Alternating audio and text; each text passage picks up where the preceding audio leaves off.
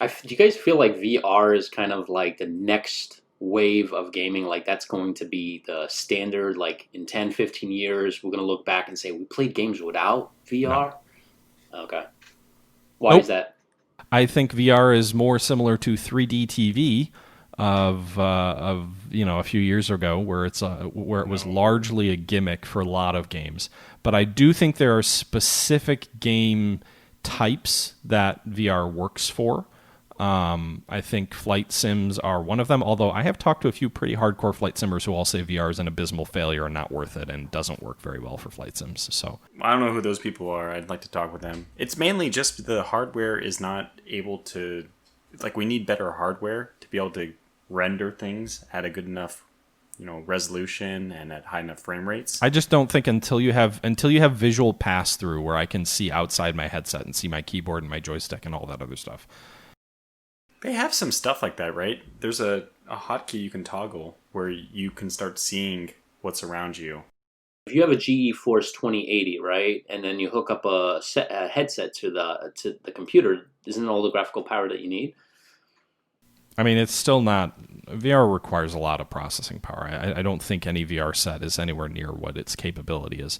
But I think VR's primary benefit is in things like simulations and experience-driven stuff. I think you will see potentially someday like movie, like gaming sort of mixing where you see, that experience becomes blended.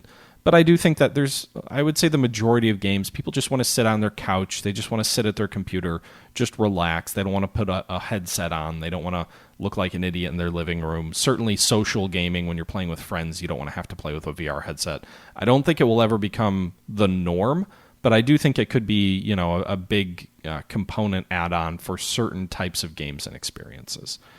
I think I'm going to go a slightly different line. Maybe this is not this. Maybe it's not that different actually. But I think in 10 to 15 years, most gamers will have a VR headset that they're using for games. Hmm. Not necessarily all games. I still think that there are like strategy games. When are strategy games ever really? I guess you could do it eventually, but it just doesn't. Like, why, though? Like, why would you ever do that? Also, I'm not convinced that people want to play VR Madden, right? Like, do they want to play VR sports games? Do they really want to feel like they're running around, or do they prefer that top-down approach? Yeah, I think that in 10 to maybe more on the 15-year time period, that you could actually see games where you're playing as a basketball player. As an option, yes, but I don't think that is the fundamental. I don't think customers fundamentally want that to be the primary experience. I think, again, that's why I feel like simulations, it comes down to like, if you're trying to tell an immersive story or you want that experience, it will be an option. But I don't think it will be the primary way that people play all games. I'm still a little bit skeptical because I think you've got to get the price down to like $50 somehow to really have it be the thing that everybody has. We've never had a game accessory that costs $100 plus that has ever been widely adopted. Well, I mean, I would think of it as just the same thing as when you get an Xbox or a PS3 or whatever. I mean, you people buy steering wheels for those and stuff like Yeah, that. but that's not everybody. Nowhere close to everybody who buys those systems buys those headsets or buys those steering wheels, buys joysticks. That's. I mean, I think of it as this. I think your first analogy was a little bit closer, where you talked about the TV. I think that this is going to be like, to me, it's more like a move to like 4K TVs. I don't think it's going to be the same as that because that is just a strict upgrade from lower resolution TVs, and this is different. Obviously, it's different. It's a step to the side as well as potentially up. But I think that it's going to be more popular than it's not a gimmick. It's more than that because it definitely adds a huge immersion factor. But yeah, it hasn't been worked out. I don't think it'll ever be something that's going to take over strategy gaming. You're not going to see Gary Grigsby's War in the Pacific, B. Nimitz VR headset. Walk down the aisle, talk to Rochefort, let him know that Midway's coming. Think about this from a different perspective. What if, have you seen this Ready Player One movie? If you haven't, don't see it. It's not, I mean, I do not recommend it. Yes, I have seen that, and no, gaming will not in our lifetime be like that. I would love that. That would be sick. Well, what I'm saying is you could actually, maybe you have, this is probably beyond 15 years. Now we're talking maybe in 30 years. But you could have a reality where people step into VR to like do their strategy gaming from like a VR perspective. I don't know how, like maybe there's probably some way, a clever way to do it in a more interesting manner than just on a flat monitor. Maybe. I'm not saying it's not possible to evolve. I'm just saying that in the next 5, 10, probably 15 years, I don't see VR fundamentally transforming the gaming experience. I'm not saying that it won't be popular, right? Like, there are high-end joysticks for high-end flight sims, right? People spend $200 on high-end HOTAS or whatever it's called, joysticks. I think VR will be something similar for certain games, for certain subsets of gaming. It will become, the accessory that everybody expects you to have when you play it. But I don't think that it will fundamentally shift gaming in this, like, it's going to take gaming over. It's a peripheral, and it will be important for certain types of gaming experiences, and it will be optional too, because game developers aren't going to spend tons of money on a game like The Last of Us 2 and make it VR only, because they would just have no market to sell to. In that sense, I would say it is more like the 4K TVs. Some people are going to have it, a lot of people are going to have it, and there's going to be a lot of people who don't. But are people getting 4K TVs because they want them, or are they getting them just because they're getting a new TV and it's a good TV? I don't think it's anywhere like 4K, right? Like, if I'm going to buy a brand new TV, I'm not specifically necessarily looking for a 4K TV. I'm looking for good price. I'm looking for a lot of things. But, like, I don't know. I think there's such a difference between 4K TVs versus 1080p. Like, that shopping experience is completely different. Because the 4K TV is buying a good computer with a good graphics card with a good monitor. But then you have to buy something extra. Like that, at that point, that's when that's what VR is. That's something extra. We agree to disagree, or we disagree to agree. I don't know. Well, this podcast will age well for me, let me say. Mark my words. 15 years from now. 15 years from now, Tortuga's going to be sitting there looking at his VR headset he hasn't picked up in 5 years, and he's going to be like, God. Fuzzy Overburger. I say in 15 years... Split the room, right? This is split the room. I think 35% of gamers will own a VR headset. Yeah, I can see that. I mean, I don't know. I think what's the percentage of gamers that own a joystick? It'll probably be something similar. No, I think it'll be more than that. I also don't think that like 30% of so if 30% of gamers own a VR headset, fundamentally gaming will not change because but that's the same thing as how many people own a 4K TV.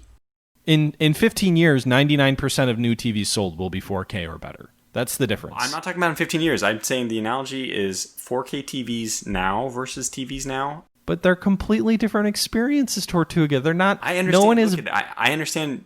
I mentioned this already. It's a parallel thing and a move up or down, but it's not just a strict upgrade. Whereas 4K TVs are. I mean, I would say that they're just simply an upgrade. But I'm still saying that a VR headset is like buying a motorcycle and deciding to get a sidecar. And I don't whatever. I've already made my statement. 35% in 15 years. If you disagree, go ahead and disagree. I think it'll be true, and we'll find out. I don't know. That's a reasonable percentage, but I also don't think that changes gaming in a meaningful way. If 1/3 of gamers have like right now, I don't think that people have. I don't think that you have 35% to 35% of people who own a TV own a 4K TV. I don't think so. I'm just trying to say that there's enough people that movies, shows, whatever, they try to appeal to a 4K TV because they know there's enough of an audience. And I don't even know if that quote unquote enough of an audience it is even 35% of the people who own a TV. And yet it's transformed the way things are done. 3D TV analogy is far better because with a 4K TV, you can shoot everything so that it's ready in 4K, and then if I have a 1080p, everything looks the same. It just doesn't look as good because the screen quality isn't as good. If you develop a game for VR and you don't develop a non-VR version of the game, you can't play it without a VR headset. But you can generally develop a game for VR at the same time that you're developing it for just normal gameplay, for flat screen. Look at IL-2. IL-2, do you think that Basically, you just need to make the 3D world, instead of generating it, instead of putting it only through one monitor, you now have two different focal points. So you're generating twice the amount of data, but That's different, though. I think, again, that's why I'm saying I think simulations are where VR is going to thrive, and that's because fundamentally in a simulation game like IL-2, you're sitting in a cockpit stationary. You don't have to worry about moving your actual character around. Yes, you have to fly your plane, but you have to do that in a 2D world anyway. So, or 3D world without VR anyway. Like I think games like RPGs are going to struggle to really figure out how VR works without developing completely different experiences. Like, yeah, some games, like I think Skyrim has VR, but like it's not really, no one's gonna buy VR because of Skyrim. strategy games, war games, all these kinds of things. But the most dominant market force or market proportion for games is action games, which will all benefit from VR. An action game becomes it becomes much more complex.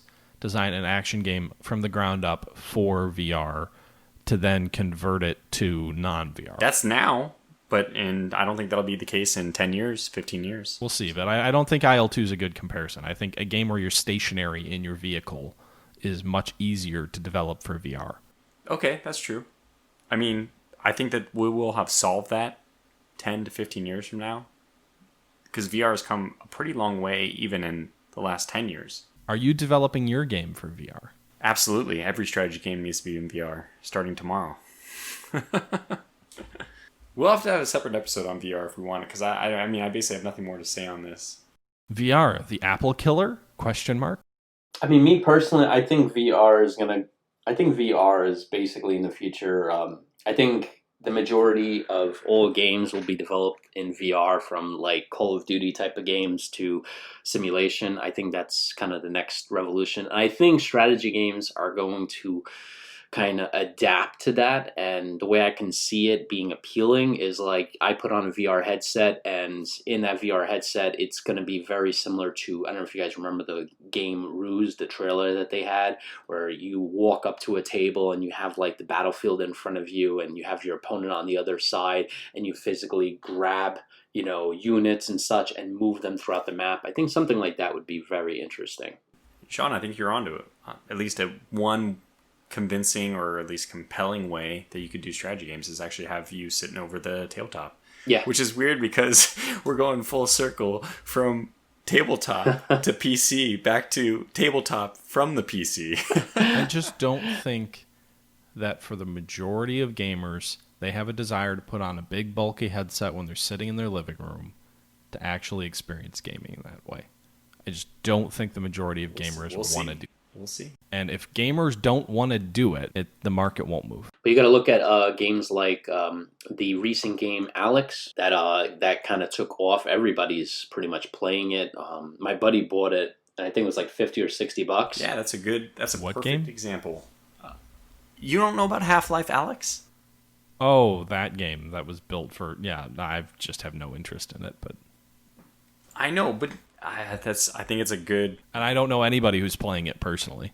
I know that it like made the top of Steam. I know that was kind of like one of the... It's also made by Steam, so... That's true. That is true.